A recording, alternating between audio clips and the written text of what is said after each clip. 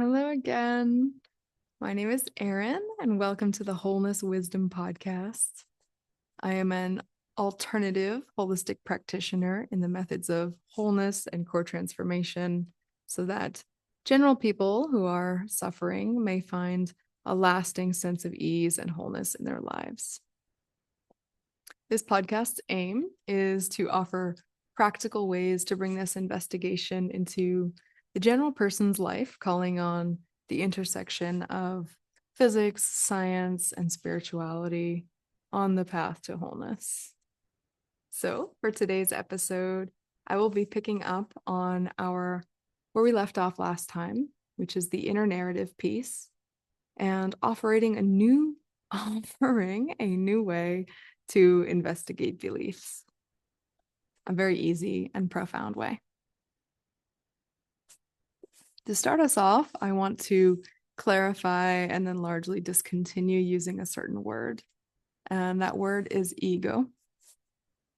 When I refer to this word, I mean the me or the mine sense of self. It is the subject of the experience of first person. And it is referred to in a certain loop structure. So, my cup. My would be the root, which is referred to as myself. And it is a self-referential structure. If you want to know more about metacognition and representation in thinking, I go into it quite a bit more in the episode, Is Emotional Suffering Necessary? And if patterns of thoughts and feelings and perception arise within a thought, that particular structure within that thought, we would be called ego. That refers to me, the owner of the thought, which is taken to be independent, standing alone separately as me. And it is fair to say that the ego is the structure or the foundation of belief in separation. So I talk about ego as the belief to be separate. I don't like using the word ego because there are so many uses and interpretations. So from here on, I'll refer to what I'm talking about as the belief to be separate.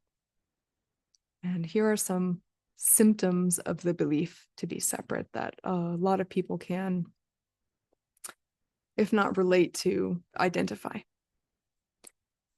Some of the symptoms of the sense of separation are sex and relationships without depth, bonding without bonding, lack of vulnerability, dishonesty, feeling inadequate, and a never-ending urge to produce more, or workaholism. Eating disorders, anxiety, pushing oneself to do more, a lack of playfulness, a lack of humor, depression, seeking rest in unfulfilling ways, compulsive overeating, social media, scrolling, hours of TV or games, gambling, consumption, staying up late and numbing out to rest the mind, but not the body, compulsive desires like addiction to pornography, addiction to alcohol or substance use, using food or substances to emotionally regulate, imposter syndrome, lack of meaning, creativity, a feeling of not being good enough, loneliness, irritation, fear of people, financial fears, or obsessions. All of these, there is a desire and a lack of meaning which characterize them. So desire and a lack of meaning characterize the sense of separation, the symptoms of this sense. Most of these examples of separateness in our lives are resting on a false belief. Taking the fear of people, for example, could rest on the false belief that people are dangerous. And through surface level beliefs, people are dangerous. It's not too deep to use that and question that, investigate that.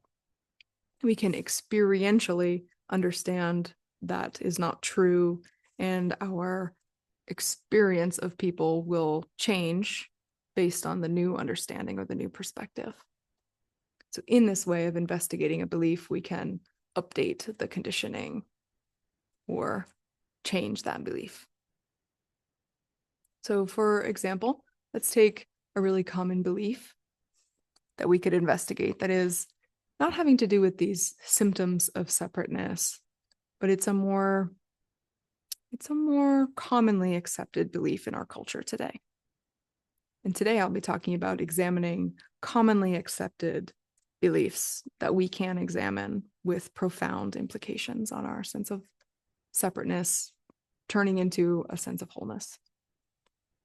So taking this really common belief, which would be the belief in the present moment having an actual existence in space and time. Okay, wild, right? To say this, the present moment does not exist in space and time. I know it sounds a little wild, but listen to this. Where is the present moment? Is it in a place? Can you, for me, take the present moment and measure it? Furthermore, can it be reduced to one present moment? If we were to take time, this present moment, and break it down into its smallest parts, a second, microsecond, millisecond, we could break it down into a millionth of a second.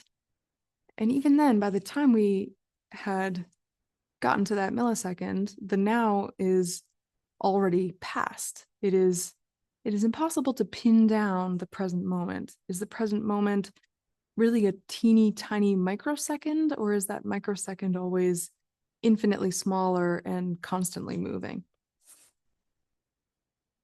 The fact is, the present moment is unquantifiable. It is a ceaseless flow of experience. It cannot be tacked down or measured.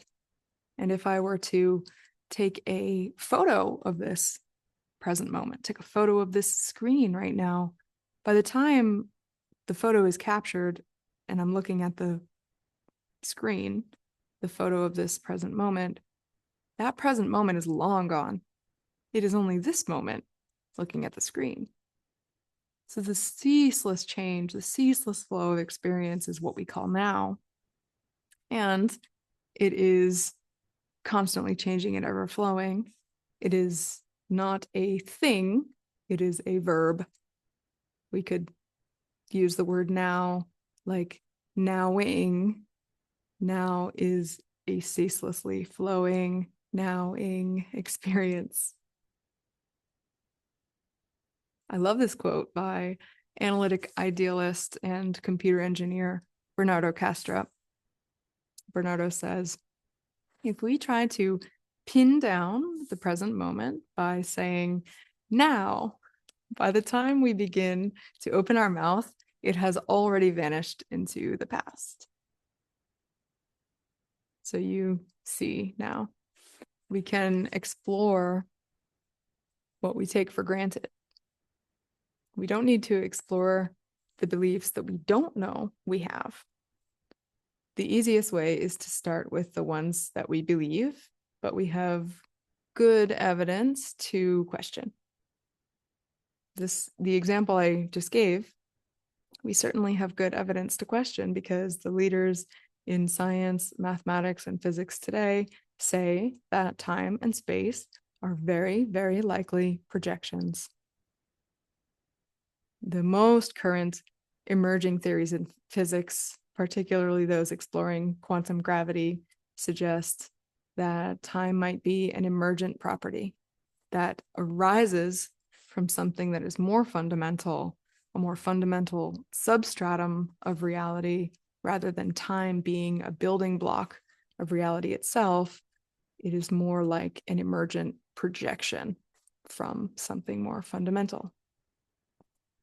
And this means that time very likely is an illusion, although we seem to experience it every day. And when I say we experience it, I really mean that we are experiencing memory. If I had a perfect memory and I could record everything that came in, photographic memory, and then suddenly my capacity for my photographic memory was removed, how would I then experience time? I would go from experiencing time as the past, thinking about my lunch yesterday, to having no context for thinking about my lunch yesterday. The contents of that memory wouldn't exist any longer. So without memory, what would time look like for me? It would look like a ceaseless flow of experience now.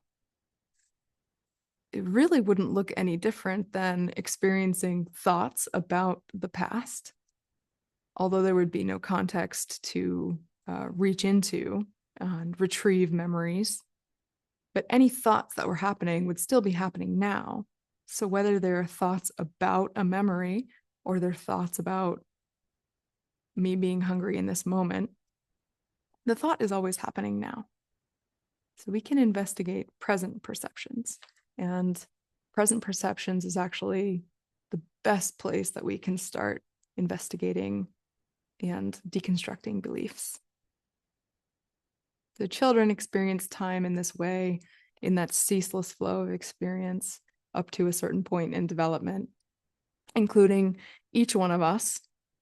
And that is in part why we so enjoy witnessing children in that timeless place, because there's this profound natural curiosity and wonder and a lack of worry or stress based on time. So we can explore some really basic areas in life that we take for granted. We take to be the honest truth so many things. And this point of doing this kind of exploration is to erode the beliefs that are holding up this one fundamental belief in being separate.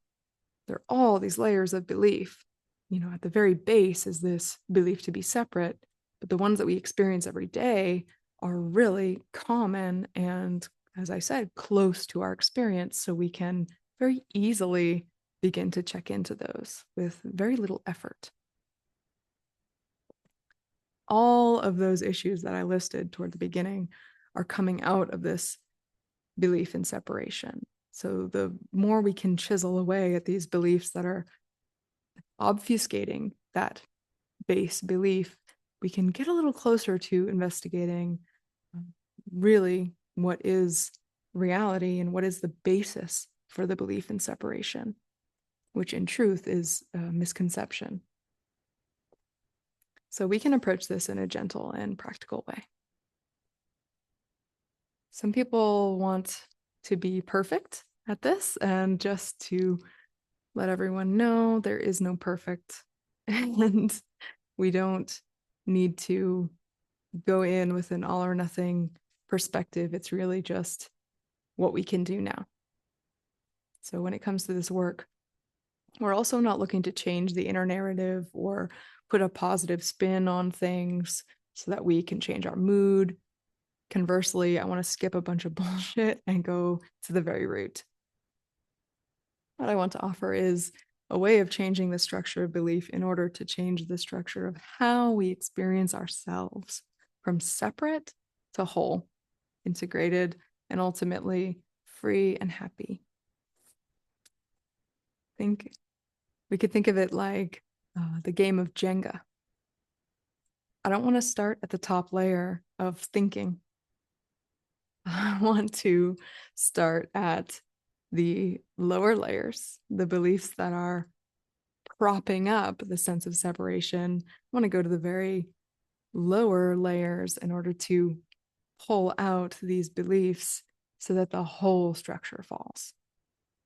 We can't go to the very bottom layer for reasons that I will discuss in a further episode, but we can get pretty deep in pretty simple ways. So here's an example of what we can do today. This is my one offering, the takeaway for today, the practice. And the aim of this whole podcast that I'm doing is to offer practical ways to integrate the sense of separation. And this is one that really helped me along the way.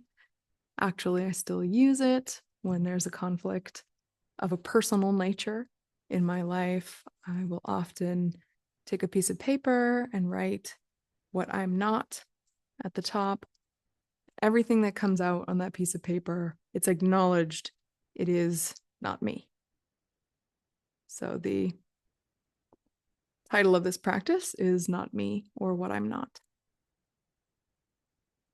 And there are ancient traditions, such as coming from India, the Advaitic Vedantic tradition, more westernized abstractions of that practice in more modern Buddhist traditions in the US or in the West.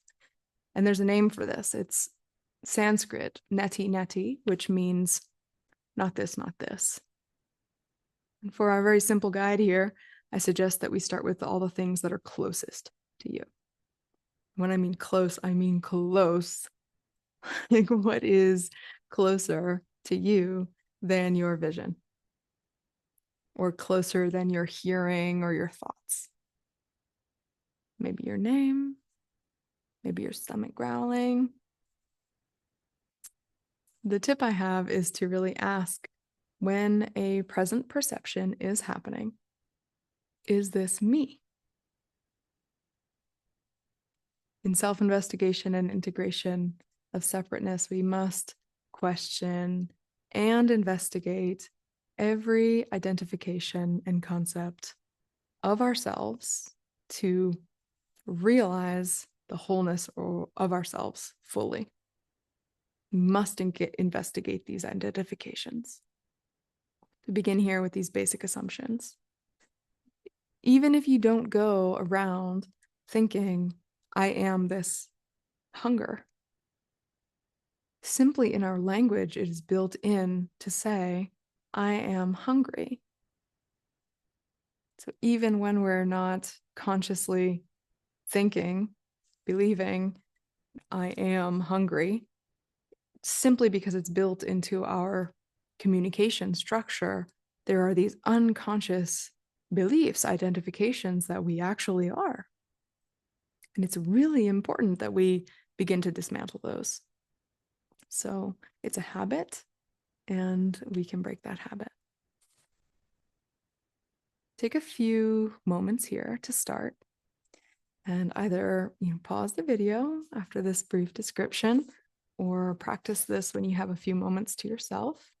Really, it could be anywhere. It could be in the car. It could be standing at the kitchen counter with a hot cup of coffee in the morning. It could be taking a shit. It could be anywhere, really, in the grocery line, at the store. Notice wherever you are and notice the present perception. Could be a thought. Yes, this coffee is nice and creamy today. And pause. And this is the most important starting place, is pause. And because we're in the habit of taking ourselves to be the objects of perception, it's really important to break the habit or to get into a pause. So notice the perception, this coffee, tasting, pause. Pause is the first step. Then asking, is this me? Tasting, pause. Is this me? No. Of course, and wait for the answer. Is this me? Really? Is this me? That's not me. The taste of the coffee is not me. If you did the performer practice in the second episode, you might have an easier time with this pause. So after the pause, is this me? Then comes the neti neti, the I'm not that. This is the whole practice. It is profound and profoundly simple. This will change the structure of belief that we take for granted. And more importantly, we take what we are for granted. So when we actually experience asking, is this me? The hunger, is this me? No, that's not me. I'm not that. The neti, not this, isn't just saying, I'm not that, I'm not that. It's really wondering, is this me? This hunger, is this me? That's not me. And when we have the that's not me answer, it's an answer to the question, is this me? That's not me. When we have that answer, we are identifying with the witnessing aspect of perceptions and thoughts. As the great Indian sage and master Nisargadatta Maharaj famously said, you are not what you think you are. You are that which is aware of the mind and its thoughts. When we say, I'm not that, we're identifying as that which is aware of the mind and its thoughts. In all perceptions, it does not only have to be thoughts, it can be any physical sensation, any taste sensation, any touch sensation. Is this me? Is this me? No. And in the no, there's an identifying with what we know to be true. I am that which is aware of this present perception. And it is in the disidentifying with the objects of perception that we identify as that which we really are, the wholeness or the totality of our being. You see, when we get the answer, we automatically are identifying as ourselves. And this is what the path of wholeness is all about. It's about identifying as our entire selves instead of the fragmented, separate sense of self that we are in the habit of identifying as, out of which all those symptoms that I listed earlier emerge out of. So there it is. You can use this with literally any perception. Am I the taste? Pause. Am I the taste? No, that's not me. I will give credit to the many teachers who have helped me and pointed me towards this practice before and after my own experiences, including Gary Weber. He teaches this among many other investigative techniques. He's a contemporary teacher out of Berkeley. Then there's Paul Hederman. He is the founder of Zen Bitch Slap. He hosts free online weekly meetings and discusses this amongst many other great topics. And then, of course, Nisargadatta Maharaj and Ramana Maharshi, the great masters of whom I owe lots of my curiosity and pursuit. And then, of course, the highest self, which all of these teachers and we ourselves are emanations of in our own unique ways. So this is my perspective from this point of view of how to integrate their teachings. And alongside the somatic work and parts work that I have been taught, hopefully I can give people from varied walks of life access to their own evolution to be of the highest good for themselves and all beings. Knowing who and what we actually are is the highest service I experience we can offer. So thank you so much for joining me on this episode. I will say I introduced our quantum physics guest a bit prematurely. He will be here next week, and I hope you tune in then.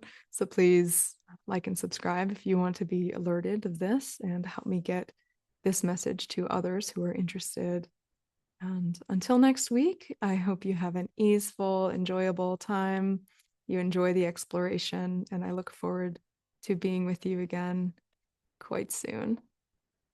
Thank you so much, and see you again soon. Bye.